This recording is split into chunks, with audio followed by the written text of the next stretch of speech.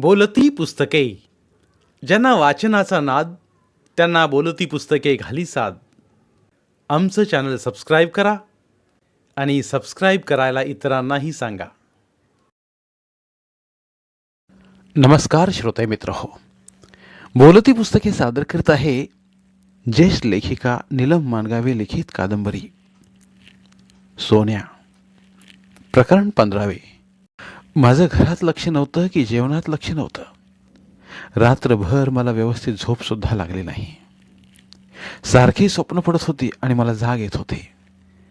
Cot खाली लपलेल्या मला कोणीतरी हाताला धरून बाहेर ओढून काढल्याची, दाराची कडी काढताना मनगट पकडल्याची, चोरी पकडताच काठीनं मारल्याची, पोलिसांनी धरून नेल्याची स्वप्न पडत होती आणि दचकलेल्या मला जाग येत होती. जीभ कोरडी पडत होती. जाऊ दे, तिकडे जाऊच नाही असा विचार माझ्या मनात आला. पण दुसऱ्या दिवशी ती दोघं आल्यावर काय सांगायचं? आणि त्याने मारलं तर नको, त्यापेक्षा गेलेलंच बरं. एका रात्रीत भरपूर मिळणारा पैसाही मला जा म्हणत होता आणि माझं नसलं तरी मी पैशाचं ऐकलं. संध्याकाळच्या 7च्या गाडीनं मी सांगलीला गेलो. घरात कोणाला सांगण्याचा प्रश्नच नव्हता. मला कोणी विचारही नव्हतं. आलास हे गेलास जा, असाच माझा बाप वागत होता. आई जरा चौकशी करायची, पण तुला काय करायचं? तुला कशाला माझी पंचायत? मी कुठं गेलो तर तुझं काय बिघडणार आहे? तू काय माझी आई आहेस? अशा माझ्या प्रश्नानं तीही गप्प बसायची आणि माझा रस्ता मग रिकामा व्हायचा. अलीकडं तर तिनं विचारायचं हे सोडूनच दिलं होतं. मी सांगलीच्या स्टँडवर उतरताच ती दोघं माझ्याजवळ आली. स्टँडमधून बाहेर पडताच मोटू दादानं रिक्षा केली. रिक्षा एका हॉटेलसमोर येताच थांबली. आम्ही खाली उतरलो. हॉटेलात जाऊन जेवण केलं. जेवण झाल्यानंतर मोटू दादा म्हणाला, मागच्या वेळेसारखं यावेळीही काम करायचं. फक्त दाराची कडी काढून द्यायची. एवढंच? मला अतिशय आनंद झाला होता. होय, एवढंच. पण एक लक्षात ठेव, या घरातली म्हातारी फार खडूस आहे. तिची झोप ही हलकी आहे. समज तुला तिनं पकडलं तर तू जोरात रडायचंस आणि सांगायचं, मी चोर नाही हो, मला मारू नका. मला भूक लागली होती म्हणून मी घरात घुसलोय. मला खायला काहीतरी द्या, जातो मी. मग तुझ्याबद्दल तिला माया वाटेल. ती तुला खायला देईल. कदाचित रात्री कुठं जातोस म्हणून रात्रभर ठेवून घेईल. पण तुझे वडील मारतील असं सांगून तू बाहेर यायचंस घरी जाण्यासाठी. मग पुढे? मग दाराची कडी काढून ती तुला बाहेर सोडेल आणि त्याच वेळी आम्ही तिच्या घरात घुसू. मोटू दादाच्या डोक्याची मला गंमत वाटली, कारण त्यानं जसं सांगितलं होतं तसंच घडलं होतं. मी भूक लागल्याचं सांगून रडू लागताच तिनं मला खायला दिलं, दूध दिलं, बरोबर बिस्किटही दिली आणि मला माझीच लाज वाटली. एखाद्या चांगल्या आजीला फसवण्यापेक्षा तिला सगळं खरं खरं सांगावं असं वाटू लागलं. पण छोट्याच्या खिशातल्या सुरीची आठवण होताच मला घरी जायला पाहिजे, नाहीतर वडील मला मारतील म्हणून मी रडण्याचं नाटक केलं आणि त्या आजीनं मला दार उघडून बाहेर पाठवलं. शिस्तीत जा बाळ म्हणून ती दार झाकत असतानाच तिला आत ढकलून त्या दोघांनी आत जाण्यात यश मिळवलं. आत जायचं मला धाडस झालं नाही. मी बाहेरच उभा राहिलो. 15-20 मिनिटात ती दोघं बाहेर आली. दाराला त्यांनी बाहेरूनच कडी घातली. मोठ्याने स्कूटर चालू करतात छोटा मला घेऊन पाठीमागं बसला. भन्नाट वेगात स्कूटर पळू लागली. एका झोपडीसारख्या घरासमोर स्कूटर थांबली. आम्ही आत गेलो. आत कोणीच नव्हतं. छोट्यानं दिवा लावला. ती एक खोली होती, पण खोलीत सामान काहीच नव्हतं. एक कॉट, एक रेडिओ, खुंटीवर लोंबकळणारे कपडे आणि एक पाण्याचा माठ होता. पाण्याचा माठ पाहताच मला घसा सुकल्याची जाणीव झाली. मी पाणी मागताच छोटू दादाने मला ग्लास भरून पाणी दिलं आणि मी पाणी पिताच एक सतरंजी खाली अंथरून तो म्हणाला, झोप आता, सकाळच्या गाडीनं गावाला जा. खाली पडताच मला झोप लागली. सकाळी मोटू दादाने मला हलवून जागं केलं. आत स्वच्छ प्रकाश पडला होता. भरपूर ऊन आलं होतं. उठ आता, 8:30 वाजले. 9ला गाडी आहे, त्या गाडीने गावी जा. मागच्या वेळेसारखेच त्याने मला भरपूर पैसे देऊ केले, पण आता मला पैशाची गरजच नव्हती. चॉकलेट, आईस्क्रीम वगैरे खाण्यासाठी म्हणून मी 50च रुपये घेतले, तर 100ची एक नोट त्याने माझ्या खिशात कोंबली. असू दे रे, असू दे, घेऊन जा, मजा कर, तो म्हणाला. त्यांना किती पैसे मिळाले हे मला समजलेच नाही. त्यांनी ते सांगितलंही नाही आणि मी विचारलंही नाही. विचारण्याचं कारण तरी काय होतं मला? विशेष पळापळी न करता मला 150 रुपये मिळाले होते. ते काय कमी होते? गावात तर एवढे पैसे कधीच मिळत नव्हते. स्वतःला खूप श्रीमंत झाल्यासारखं मला वाटू लागलं. स्कूटरवरून मग छोट्यानं मला पुन्हा स्टँडवर आणून सोडलं आणि मी गावी आलो. आता मी गावात कुठंच चोरी करीत नव्हतो. मला आता गरजच नव्हती. त्यामुळं सोन्या सुधारला असं लोक म्हणू लागले होते.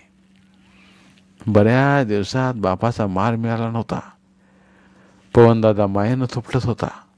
सागरदादा हळू चॉकलेट तोंडात घालत होता. माने सरांनी तर मला वर्गाचा सेक्रेटरी केलं होतं. माझे दिवस आनंदाने जाऊ लागले.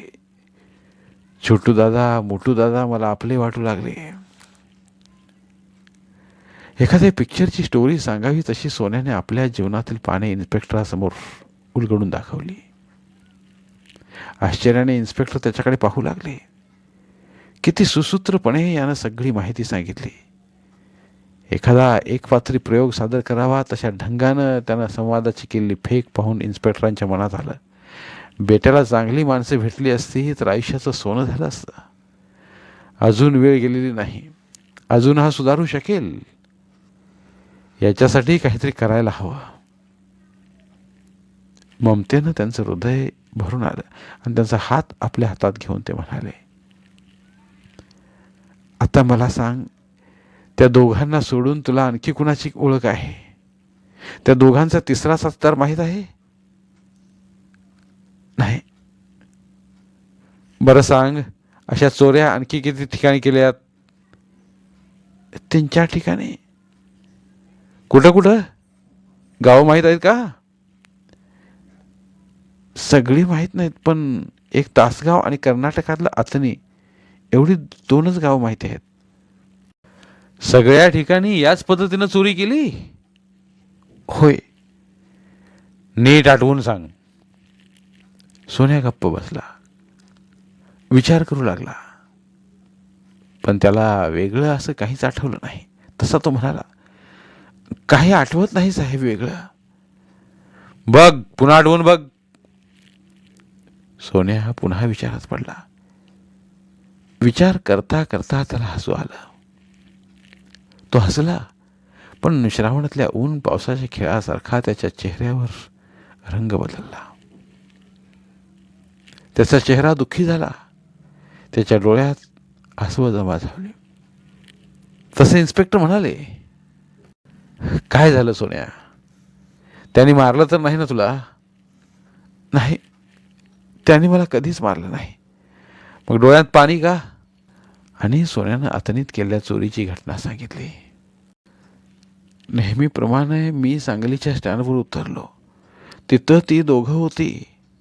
अर्धा तासात गाडी लागली आणि आम्ही गाडीत बसलो. गाडीत बसताच मी म्हणालो, मोठू दादा, आता तरी सांग आपण कुठं जायचं आहे? पण मोठू दादानं काही सांगितलंच नाही. मग मी कंडक्टरची वाट पाहत बसलो. तिकीट काढताना गावाचं नाव नक्की समजेल म्हणून मी वाट पाहू लागलो. गाडी गच्च भरलेली होती. अगदी 2 काडीपेटीतल्या काड्या एकाच काडीपेटीत कोंबून भराव्यात तशी गाडी फुल्ल झाली. श्वासही घ्यायला अवघड झाले होते. घाणेरड्या कपड्यातली आणि कळकट टॉवेल खांद्यावर टाकलेली माणसं अगदी एकमेकांना खेटून उभी राहिली होती. कसला तरी घाणेरडा वास एसटीत भरून राहिलेला होता. त्या दोघांचा वासही फार वेगळा नव्हता. मला मळमळू लागलं. दोघांच्या मध्ये बसल्यामुळे घसमटू लागलं. आणि मी म्हणालो, मोठू दादा, मी खिडकीजवळ बसतो." "चुप बाईस मुकाट्यानं." दादा मला मळमळायला लागले. मोठ्या चटकन उठून खिडकीजवळून आत सरकला आणि मला खिडकीजवळची जागा मिळाली. बाहेरच्या बाजूला मान वळवल्यावर मला बरं वाटलं. इतक्यात एसटी सुरू झाली.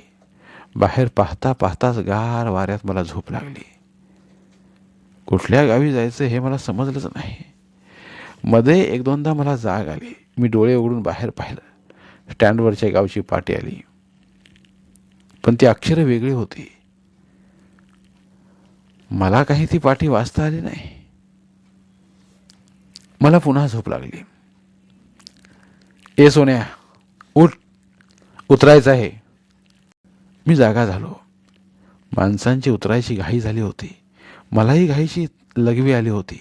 तसा मी उतरण्यासाठी गडबड करू लागलो. "थांब रे, गडबड करू नकोस, उतरूया शिस्तीत." "दादा, मला लघवी आली." "आवळून धर, खाली उतरल्यावर कर." "तू काय म्हणाला? काय आवळून धरायचं मला काही समजलंच नाही." "खुळाच आहे," मी मनात म्हणालो. खाली उतरलो. दिवस मावळत होता. ती सांज झाली होती. स्टँडच्या बाहेर पडताच, "कर तिथं लघवी." भिंतीकडे बोट दाखवून मोठू दादा म्हणाला आणि त्या दोघांनीही तिथंच राहून लघवी केली. पोट रिकामं झाल्यावर मला बरं वाटलं. मागचं एक कानडी बोलत होती. मला तसं थोडंफार समजत होतं, पण मात्र बोलता येत नव्हतं. सगळ्यांच्या तोंडची कानडी ऐकून हे कर्नाटक असावं एवढं माझ्या लक्षात आलं, पण नेमकं कुठलं गाव हे समजत नव्हतं. जवळच्याच हॉटेलात मिसळ खाऊन चहा पिऊन आम्ही बाहेर पडलो. बाहेरच्याच खोक्यातला गुटखा घेऊन त्याने तो तोंडात टाकला. "पाहिजे काय सोन्या?" मला विचारताच मी चॉकलेट मागितलं आणि मोठी कॅडबरी त्यानं माझ्या हातात ठेवली. का कोण जाणे, पण सरांनी शिकवलेली "आंधळा मागतो एक डोळा, देव देतो दोन डोळे" ही म्हण मला चटकन आठवली. रिक्षातून मग आम्ही एका घरात आलो. घर कसलं ते, शी! आणि त्या घरातली बाई, ती मला मुळीच आवडली नाही. तिची लाल भडक साडी, तिच्या केसांचा फुगा, रंगवलेले ओठ पाहून मला माझी आई आठवली. सावत्र असली तरी ती किती छान राहते. आईसमोर ती बाई मला सुगीच्या दिवसात गावात येणाऱ्या बहुरुपयाच्या माणसासारखी वाटली. त्या बाईनं मग स्वयंपाक केला. स्वयंपाक म्हणजे तरी काय, पिठलं आणि भात. मला जेवणाची शिसारी आली. जेवू नयेसं वाटू लागलं, पण पोट गप्प बसू देत नव्हतं. भूक तर बसू देत नव्हती. स्टँडवरची मिसळ पोटातल्या कुठल्या कोपऱ्यात जाऊन बसली होती कोण जाणे. इच्छा नसतानाही मी जेवलो. जेवण झाल्यानंतर ती दोघं बाहेर गेली. मी आपला बसून राहिलो. बसण्याशिवाय काय करणार, बोलणार तरी कोणाबरोबर? त्या बाईबरोबर तर मला बोलावंसंच काय, तिच्याकडे पाहावंसंही वाटलं नाही. काय म्हणून आपण त्यांच्या पाठीमागून आलो, मला पश्चाताप होऊ लागला. गावातल्या चोऱ्या वेगळ्या आणि या वेगळ्या. गावात कोणी मला पकडलं तरी मारत नाहीत, पण इथे पकडलं तर ते न मारता राहतील काय? त्यावेळी ही दोघं माझ्या मदतीला येतील की मला ओळखत नसल्याचं सांगून स्वतः पळून जातील? आपल्याला इथं पकडलं तर काय करायचं, हे गाव कुठलं हे सुद्धा माहीत नव्हतं. कुणाला विचारावं बरं आता? या बाईलाच विचारावं काय? म्हणून मी तिच्याकडे पाहिलं तर ती माझ्याकडेच पाहत होती. मी पाहताच ती हसली. तिचे लाल भडक ओठ फाकले आणि पान खाऊन रंगलेले घाणेरडे दात पाहून मला कसेसेच झाले. न बोलता माझे ओठ मिटले गेले. आणि "नाव काय रे तुझं बाळ?" ती म्हणाली. मला आश्चर्य वाटलं. एवढ्या घाणेरड्या तोंडातून एवढ्या मायेचे शब्द निघू शकतात? माझा विश्वासच बसत नव्हता. "बोलणारे, नाव काय तुझं?" "सोन्या." मला न विचारताच माझ्या ओठाने सांगून टाकलं.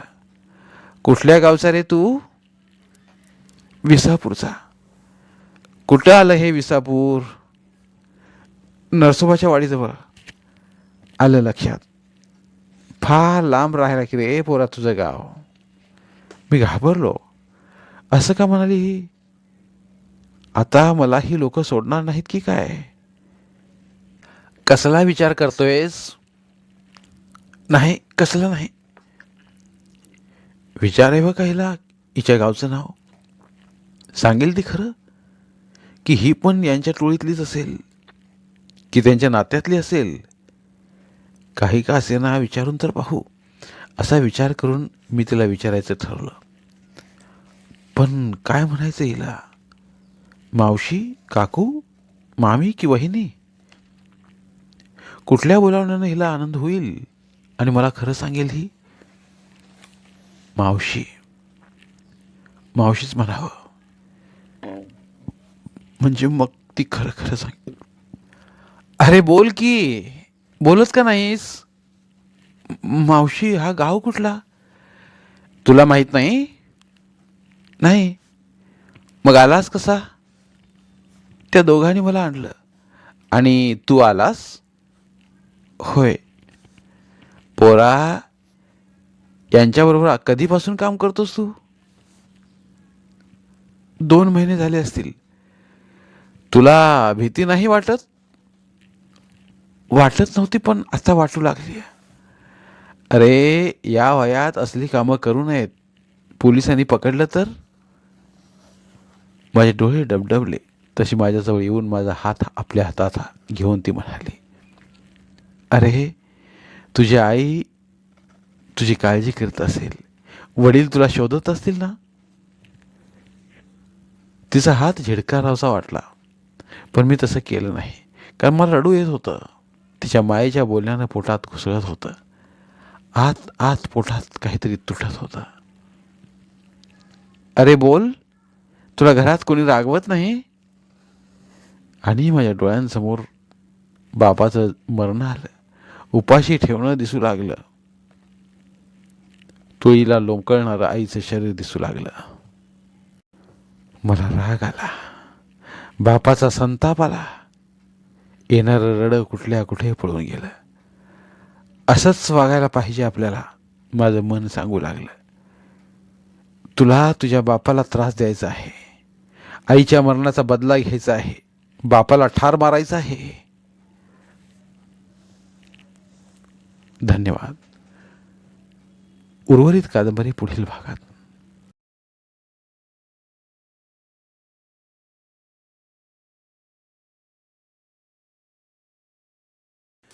धन्यवाद. प्रिय श्रोते मित्र हो, आपल्यासाठी एक आवाहन.